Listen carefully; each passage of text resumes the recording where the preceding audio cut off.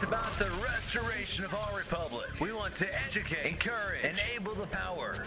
We stand for integrity, honesty, self-reliance, self-defense, and most importantly, no compromise on our foundational principles. This is America's Voice Now. Find America's Voice Now on Facebook and at americasvoicenow.org. Here's Michael Evans.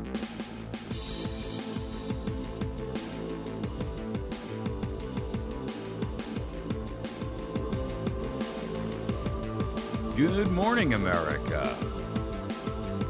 You're listening to America's Voice Now. My name is Michael Evans, and I will be your host this morning. Boy, things have really heated up out there in Nevada. We're going to tackle that this morning because it is a situation that has escalated and apparently has grown hot. So we will talk about the Bundy Ranch standoff in Nevada today. We'll cover that in our first and second segment. I've got some interesting news for you related to the reasons behind all of this and some of the what I would classify as thinly veiled arguments that the BLM, Bureau of Land Management, and the National Park Service have put forth as their reasoning and excuse for the tragedy of what's happening out there today. Apparently, there are some reports, in fact, that the cattle are either being immediately taken to auction or have actually been killed and are being buried on the property. Not quite sure which. There was an incident with some bulldozers and backhoes this morning, or yesterday, I should say, in which apparently the protesters had witnessed them doing something with these backhoes that indicated that they were burying the cattle versus taking them to auction. And it's interesting because the NPS, or I should say BLM, the Bureau of Land Management, put out a statement the other day stating that they would not be taking the animals to auction, but nobody knows where they are or what's happening to them. So be interesting to see how that plays out. So in addition to that, on our third segment this morning, we're going to talk about a DHS report that's been kept secret from the public about how the North Koreans not only have the capability and the wherewithal, but the means, the method, and obviously the motive to conduct an EMP attack on the United States of America. But the Department of Homeland Security has known about this for years, and they've kept it under wraps. And of course, the concerns are, why would they suppress a report like this for so long? Why would they keep a report like this from public knowledge and or release to not only the American public, but to Congress so that they could take steps that would combat this type of activity? If you're not familiar with the concept of an EMP attack and what that would entail, you'll learn more about it in that segment. That will be our third segment this morning. We're going to, on our fourth segment, we're also going to take a look at this problem that's going on with the IRS committee. This is the committee run by Darrell Issa, and he is the one that's been conducting the hearings on Lois Lerner and the IRS scandal in reference to the Tea Party issue. Now, it's taken an unusual turn. Many of you who followed this may be aware of Congressman Cummings. He is the well, I don't think he's quite I guess he's the assistant chairman or whatever. But he, it turns out that he's actually been colluding with the IRS on this issue. And to make matters worse, he was involved in the targeting of at least one of the groups. Now, he's the Democrat out of Maryland, and he is the one who's been, for all intents and purposes, giving strong cover to the IRS during all of these hearings. And he's the one who's been arguing on their behalf and, essentially arguing that the IRS has done nothing wrong here. But it turns out that not only is he aware that they did something wrong, but he was participatory in it. Wow. I mean, he actually sent a letter to the IRS and got information, privileged information, that's not allowed to be released to the public or even anyone in Congress, and he participated. So now it turns out that we have a member sitting on the committee hearing the IRS issue. I mean, Ladies and gentlemen, what is going on? I mean, it's incredible. I'm going to talk to you about a couple of other things while we're at it in light of these things. Because, I post a lot of stuff up there on our Facebook page and on our website at americasvoicenow.org every morning. And I don't necessarily have an opportunity to go through each and every individual story. So, but I'll try to cover some of them this morning, including one which I want you to be aware of. George Will, a political commentator and an author of some note, and quite honestly, a very credible voice in the community, has put out an op-ed on the Article 5 Constitution of States issue, or Convention of States issue, about amending or modifying the Constitution. I think it's worthy of a read by you. He published it in the Washington Post, and I think it's worthy of a read. If you're not familiar with the Convention of States or the Article 5 amendment process, you've heard about it, but you really don't know what it's all about, I would strongly encourage you to visit that website and take a look at the article. You can find it on americasvoicenow.org under the latest news links. That's all down the middle.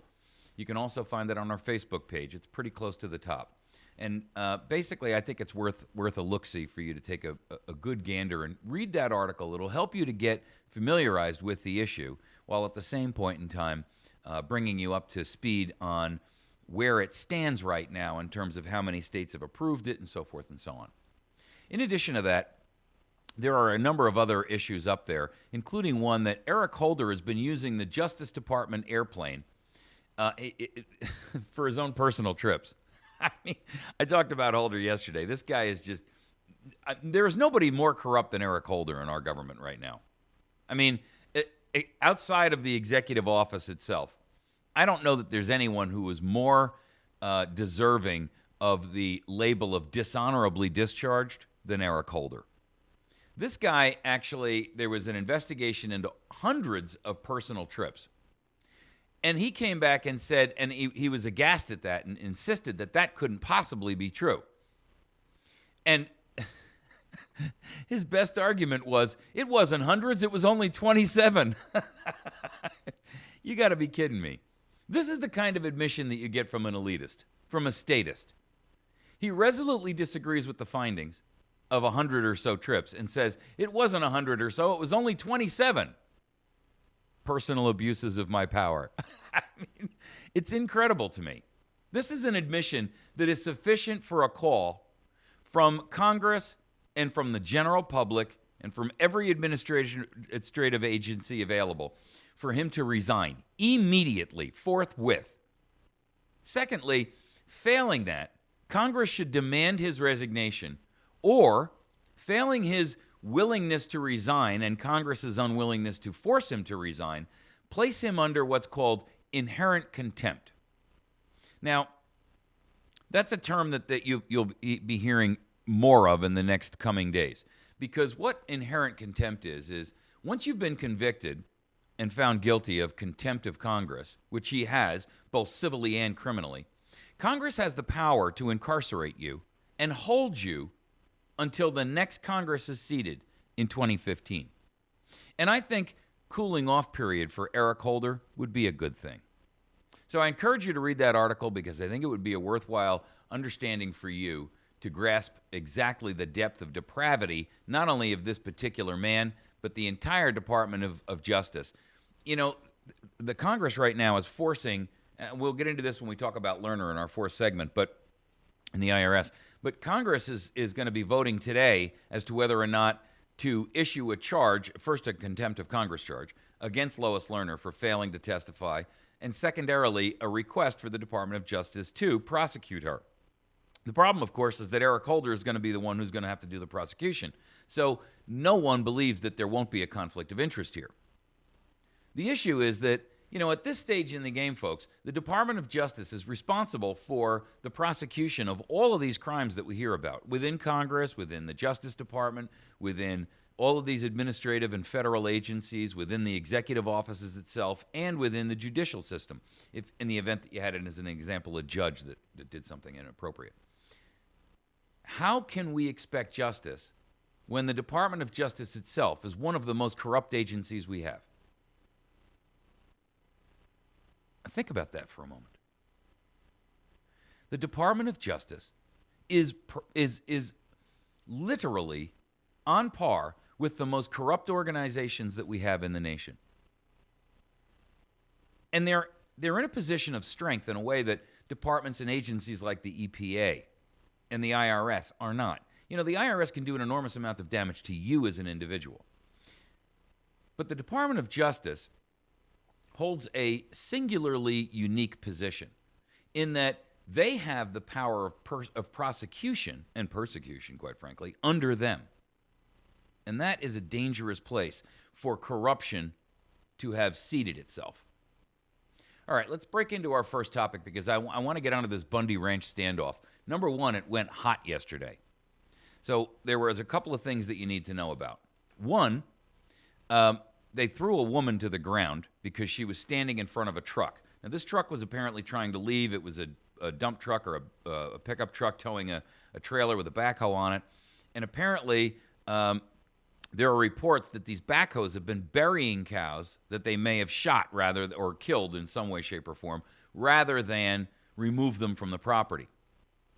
And the BLM came out yesterday in a public statement and said that they would not be taking the cattle to auction anytime soon, or in the immediate future, I think is the words they used. But of course, now there's some concerns about whether or not they're actually terminating those cattle. And there's apparently some reports that these backhoes were used to dig big holes because cows are big. And they've collected, I think, 140 of them or something right now out of about 900.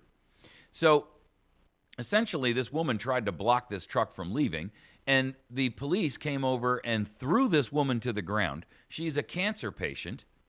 And then they sicked a dog on a pregnant woman, and then they tased this one guy's cousin 3 separate times. It was there's videos up on our Facebook page. There's videos up on America's Voice Now and on YouTube as well. But here's the point: the situation at this point has taken what I would consider to be a drastic turn for the worse, in the sense that we now have federal law enforcement officials who are committing violence on protesters. Ladies and gentlemen, I don't know what more you're waiting for than to see this kind of activity. Furthermore, they have, for all intents and purposes, declared a limited martial law. They've declared a limited martial law because essentially what they've said is that if you step off the road at any point onto this BLM-controlled property or regulated property, that you would be in violation of their rules and regulations, and you'll be taken and charged and placed into federal prison in federal custody. Now, they've also created a number of free speech zones, constitutional free speech zones. I know that's laughable, but and to be candid with you, even the governor of Nevada, and in addition to that, the other senator of Nevada, this is the guy that you never hear about, right? This is the Republican U.S. senator from Nevada. His name is Dean Heller. Not Harry Reid. Harry Reid is not Dirty Harry here. Dirty Harry's been silent about this whole thing. But this other guy has come forth, and he's stated very, very emphatically that the federal government is overreaching, and that they are resulting from this roundup. He believes that constitutional rights of the individuals associated in protesting here are being trampled. Not to mention the constitutional rights of the individual whose cattle they're stealing. Now, as you may or may not know, the other day, the rancher's son was out on the property, and he refused to stay inside of one of the free speech zones. Guy's looked to be about 35 years old, big husky guy. He was attempting to videotape with his cell phone the roundup that they were doing of his father's cattle, and he was holding the cell phone up, and he was standing on the street. And now, don't forget, this is in the middle of Nevada, so it's desert, right? And it's just a ribbon of highway. He was standing on the side of the road, or on the actual road itself, and he was tackled by about 15 or 17 agents. They beat him up. They stood on his head. He has big red marks all down the side of his face. They dragged him off to jail, and that's when the father came out and publicly said, that's it. This is going to be a range war. They've taken my cattle. Now they've taken my son. This means range war. That's what kicked this off. The governor of Nevada has been suspiciously silent about this. And to make matters worse, the sheriff of the county, it's Clark County in Nevada, the sheriff of the county has been conspicuously silent, saying, hands off, I'm washing my hands of the whole deal. He is anything but a constitutional sheriff. In fact, Sheriff Richard Mack, the leader of the Constitutional Sheriffs and Peace Officers Association, has publicly come out and derided him for not taking a stand in defense of the citizens in his community. Because remember, ladies and gentlemen, the sheriff of any county is the highest law enforcement officer in the nation. They exceed their authority exceeds any federal agency. It exceeds any state agency. It exceeds that of the governor itself. Himself, herself, whatever. In other words, for all intents and purposes, this particular sheriff could have diffused this situation very simply. He could have gone to the BLM and said, as the sheriff, I'm ordering you to leave the property. That's it. He could have diffused the situation a week ago, a month ago, 8 months ago, 2 years ago. He's refused. He has absolutely, steadfastly refused to get involved. And it's shameful because that, ladies and gentlemen, is why we fight so strongly to make sure that we have a sheriff within our regional county areas that is a constitutional sheriff who will stand up and stand as a buffer, interpose himself or herself between the citizens in a community and either the federal or even the state government when they attempt to abuse their authority, when they overreach, and that's the word straight out of the mouth of the Nevada governor and the U.S. senator there. Now, the governor has called this intimidation, and he's used some pretty strong language. It's amazing to me that this has not been picked up by more mainstream media. CBS in Las Vegas has picked it up because it's right outside of Las Vegas. But you don't hear a lot about this on the mainstream media. You didn't hear at all about it last night on Fox News. Nobody discussed it until it got to Hannity. I looked. There was nobody talking about it on any of the other, Communist News Network or MSLSD or any of them. So the upshot here is that what we have is a situation where at this stage in the game, the woman who was thrown to the ground, she's a cancer patient. She had throat cancer. And they threw her to the ground. You can see in the video that her knees on her pants are all ripped open. She's got cuts on her hands from being thrown to the ground. She's 57 years old and the mother of 11 children. I mean, really incredible, ladies and gentlemen, that this is where we have descended to. Now, Bundy has been protesting this for many, many years, since the late 90s, early 90s, actually. The Bureau of Land Management has, for all intents and purposes, taken this land, declared themselves to be the final arbiter of what can be done on that property. But here's the most interesting aspect of this. Their claim, and the reason that they're ejecting this man and these cattle off of this ranch, which his family has been using since the 1870s. Ladies and gentlemen, that's immediately after the Civil War. The reason that they're utilizing or throwing this issue out there is because of the desert tortoise. Now, the desert tortoise is and we're going to have to continue this in our next segment. We've only got about 4 minutes left. But the desert tortoise is listed as an endangered animal. There are some 100,000 in the wild, and they have a desert tortoise conservation center right in it's a refuge right in the Vegas area. Now, it's very interesting because their claim here is that the cattle are eating the same fodder that the tortoise eats. And so the tortoises are being threatened further because of the cattle's proximity, or the fact that they're both contending for the same food source. What's very interesting is that there was an article in the on Raw Story back in August of 2013, the 25th of August. And here's what it says. The government is going to euthanize hundreds of these desert tortoises because their budget has been cut. So hold on a minute now. Let's get this straight. First, you're telling me that you're going to eject this man, destroy his ranch, imprison his child, throw protesters to the ground, hold families at gunpoint. They've got helicopters, including Black Hawk and Apache helicopters there, folks. I'm not kidding you.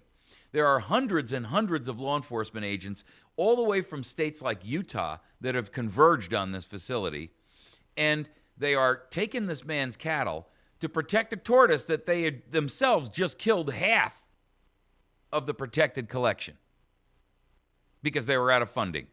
And the funding, by the way, for this refuge is over $1 million a year. They fell short of their funding. They had collected only $300,000 of the necessary funding, $290,000 to be exact. And as a result, since their primary funding source of local developer fees had not met the budget, they were going to euthanize and kill half of the 1,400 tortoises that they had. Now, listen, there's something desperately wrong with this picture when you're claiming that you're going to, that you're, for all intents and purposes, authorizing hundreds of law enforcement officers to take an action against an American citizen who's been using this land, which, by the way, the BLM usurped from Clark County. It all belonged to Clark County, Nevada. The Bureau of Land Management came in and said, we're going to take control of that land at a later date, 1993. But from 1870 to 1993, this guy's family has been using that property to range their cattle. I mean, it's incredible the amount of hubris and arrogance that is exhibited by these administrative agencies. And this tops the cake for you. The center admits that they have to close this 220-acre facility and euthanize half of the 1,400 tortoises that they are now claiming is the reason that they've got to go take this man's cattle. I mean, ladies and gentlemen of the jury, I leave it up to you. I mean, really, think about that for a moment. We're going to take a break. When we return, we're going to tackle our second topic, which is going to continue on the continuation of the Bundy Ranch issue here. We're going to talk a little bit about, and I'm going to give you some quotes. I'm sorry, but I do not have the ability to show you the videos. I wish I did. But we're going to talk to you a little bit about what the family has indicated is going on here and the plea that they have made. We're also asking individuals that have the wherewithal and the capability to get out there and join and assist these protesters. Fight back against this. Let's utilize the power of mass civil disobedience. Ladies and gentlemen, we can do this peacefully now, or you can wait a little bit longer and then it's going to get to bloodshed. Now's the time. We'll return in just a moment. You're listening to America's Voice Now.